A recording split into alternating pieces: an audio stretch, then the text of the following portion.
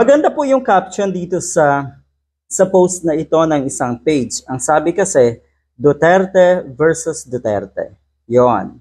Ang ibig sabihin, laging taliwas. Okay? Laging makikitaan natin ang double standard, yung mga katulad na itong taong ito. Noon pa man din, di ba? So titignan natin ang pagkakaiba ng nangyayari ngayon sa SMNI at syempre, yung nangyari noon sa ABS-CBN. Alam natin kung ano yung punot dulo ng pagkakawala ng franchise ng ABS-CBN. Alam natin yan at etong si Digong ang may kagagawan dyan. Alright, siguro karamihan sa mga naging kaalyado dati na ng si Digong na naging instrumento para nga mawala ang franchise ng ABS-CBN, siguro kahit papano nagsisisi na rin ngayon dahil nakikita na nila kung gaano kademonyo, kung gaano katindi ang isang ito, ang aminadong mamamatay tao na ito. Grabe, ano ho? Tignan natin kung paano niya or ano yung kanyang mga pahayag tungkol nga sa pagsara ng ABS-CBN noong mga panahon. Sabi dito, I used the presidential powers to tell Congress, ayan, that you are dealing with scoundrels and if you continue to kowtow with them, kawawa ang Pilipino. O diba? Yung mga ganitong pahayag niya, wala naman yan talagang basihan eh. Ginamit niya ang kanyang power. Ginamit niya ang kanyang mga galamay sa Kongreso.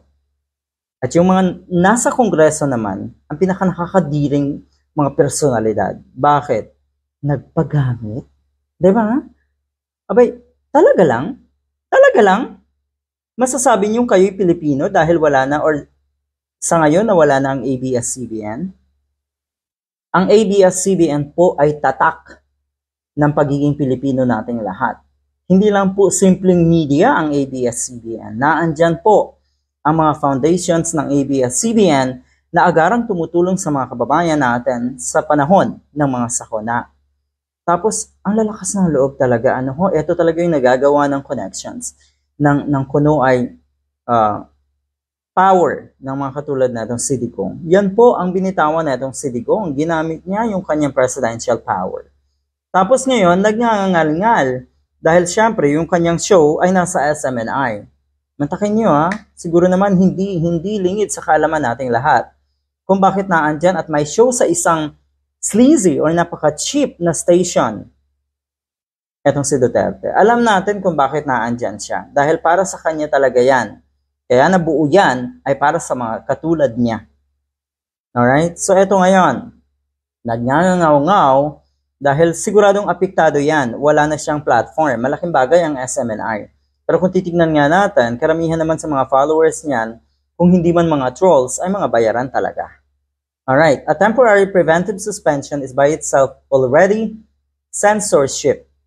Okay. So you see, kung makikita niyo po kung gaano katalamak ang pagmumura na itong isang ito on television, on national television. At yun nga, tinotolerate po yan ng mga katulad ng SMNI. Okay? You can't speak. You are censored.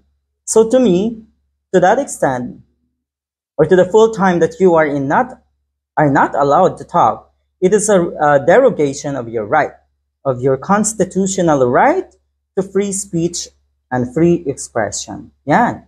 Yan yung gusto ng mga yan na unlimited yung kanilang free or right to free speech or free expression. Gusto nila unlimited. Ibig sabihin, kahit magbanta at magmura sila dyan, walang problema. Ito yung pinakamalaking naging problema talaga na tinotolerate nga netong ganitong klaseng estasyon, netong SMNI.